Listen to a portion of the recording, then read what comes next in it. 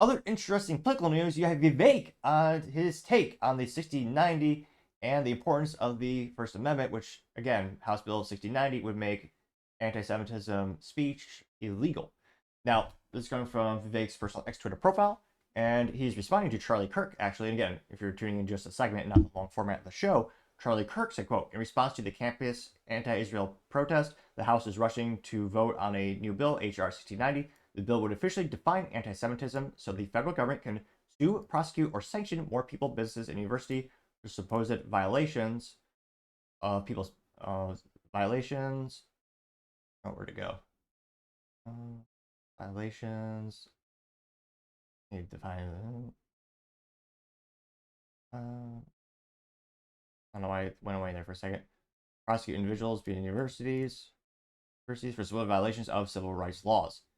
I abhor anti-Semitism, but this bill is frequently unconstitutional and an appalling attack on the First Amendment. So Vivek is responding to that, and Vivek says, quote, the First Amendment protects all opinions, it's not complicated, unquote. He got 448,000 views, but only 8.5 thousand likes, which, again, is a little bit lower than his average like ratio when it comes to his presence on X Twitter. Now, some of the first top responses comes from G. Van Fleet, saying, quote, yes, we must defend the First Amendment no matter the attack is from the left or the right, getting 361 likes. Planet of Memes gets an A+ for marketing. They responded, in fact, in meme form. Usually it used to be a 50-50 shot between they respond in just text or to be an actual meme. And Planet of Memes says, quote, including the opinions we don't want to hear.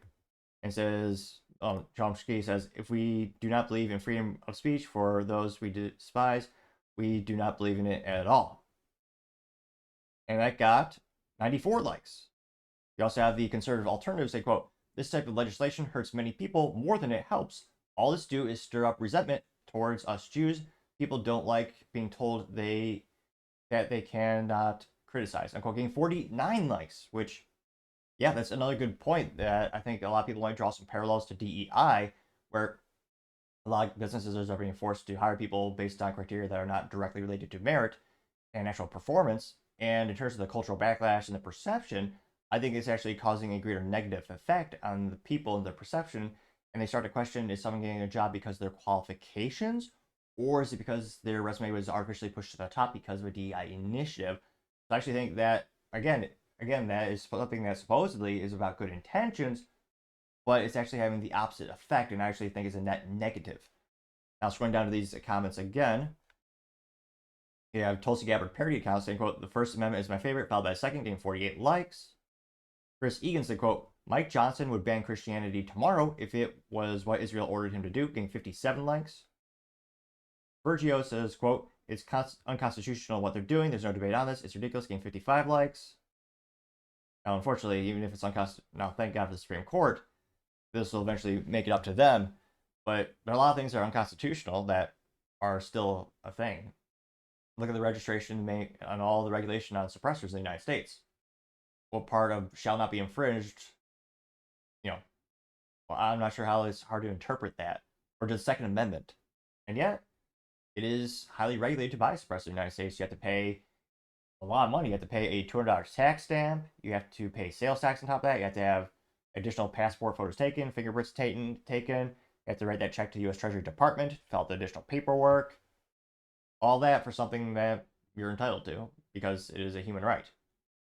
You shouldn't have all these barriers, in my opinion, to get, for you to actually get the item.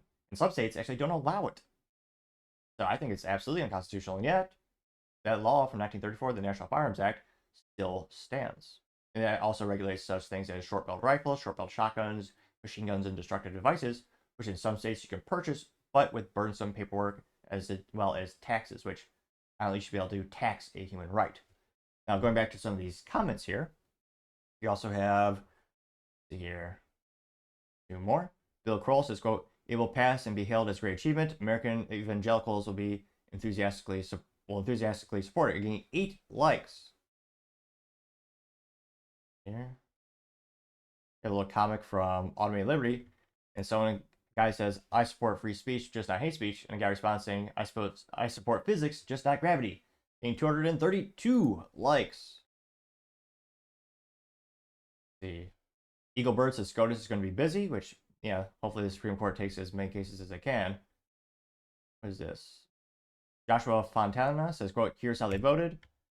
And let's see, spoiler alert, a lot of Republicans or Republicans in name only, they voted for it.